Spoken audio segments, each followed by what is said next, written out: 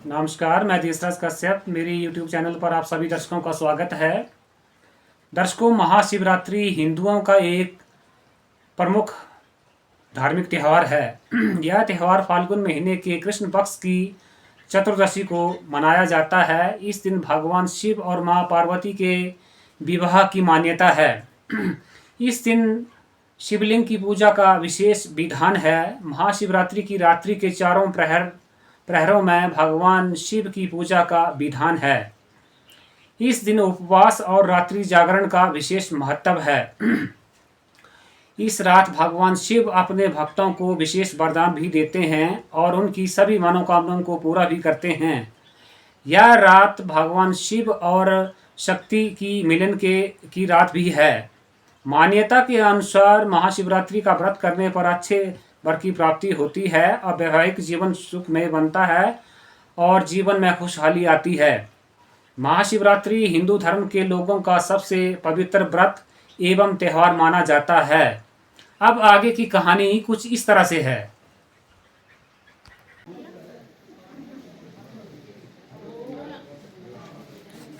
एक बार माँ पार्वती ने भगवान शिव से पूछा, ऐसा कौन सा सहज व सरल व्रत है जिससे मृत्यु लोक के प्राणी आपकी कृपा सहज ही प्राप्त कर लेते हैं।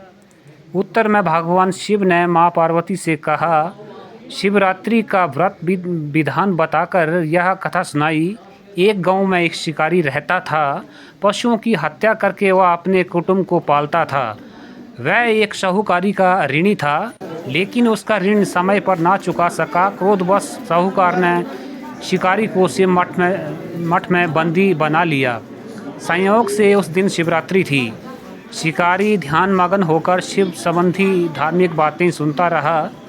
चतुर्दशी को उसने शिव की कथा भी सुनी। संध्या होते ही साहूकार ने उसे अपने पास बुलाया। वह ऋण चुकाने विषय पर बात की। शिकारी अगले दिन सारा ऋण लौटा देने का वचन देकर बंधन से छूट गया।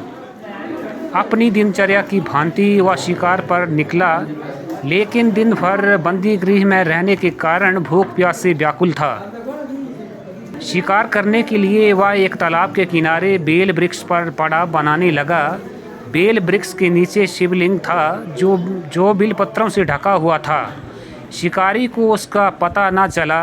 पड़ाव बनाते समय जो उसने टहनियाँ तोड़ी थी, संयोग से वह शिवलिंग पर गिरी।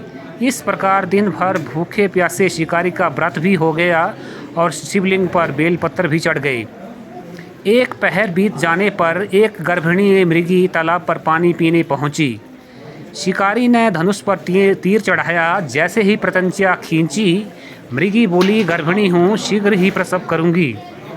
तुम एक साथ दो जीवों की हत्या करोगे, जो ठीक नहीं है। मैं अपने बच्चे को जन्म देकर शीघ्र ही आपके पास आ जाऊँगी, तब तुम मुझे मार लेना। शिकारी ने प्रत्यंचा ढीली कर ली और मृगी झाड़ियों में लुप्त हो गई। कुछ देर बाद एक और मृगी वहां से निकली। शिकारी की प्रशंसा का ठिकाना ना रहा। समीप आने पर उसने धनुष पर बाण चढ़ाया। तब उसे देख मृगी ने विनम्रता पूर्वक निवेदन किया, हे पार्थी, मैं थोड़ी देर पहले ही ऋतु से निवृत्त हुई हूँ। अपने प्रिय की खोज में भटक रही हूँ। मैं अपने पति से मिलकर शीघ्र ही तुम्हारे पास आ जाऊंगी। इस तरह से 3 मृगियों को शिकारी छोड़ चुका था। शिकार के अभाव में बेल पत्थर पर बैठा शिकारी बेल पत्थर तोड़ कर नीचे फेंकता जा रहा था। तब उन तीनों मृगियों का पति शिकारी के सामने आता है। शिकारी ने सोच लिया, इसका शिकार वह अवश्य करेगा।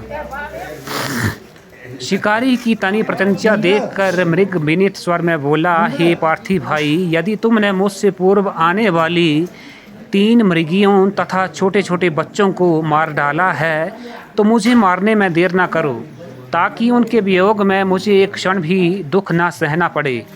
मैं उनका पति हूँ। यदि तुमने उन्हें जीवन दान दिया है, तो कुछ क्षण के लिए मुझे भी जीवन दान देने की कृपा करें। मैं उनसे मिलकर तुम्हारे पास हाजिर हो जाऊंगा। मृग की बात सुनकर शिकारी के सामने पूरी रात का घटना चक्कर घूम गया। उसने सारी कथा मृग को सुना दी।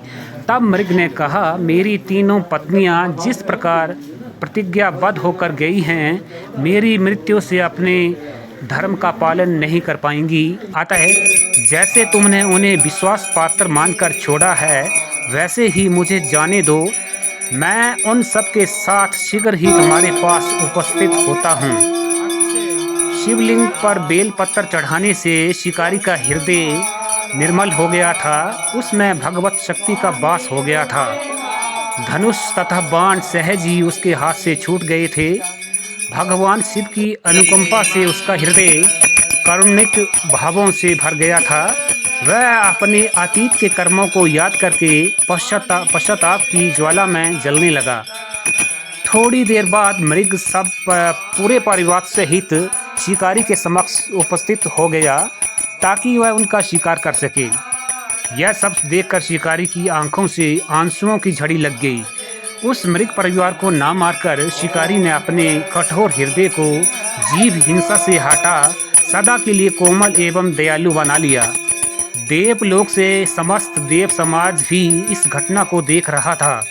घटना की परिणति होते ही देवी देवताओं ने पुष्प वर्षा की तथा शिकारी व मृग परिवार मोक्ष को प्राप्त हुए।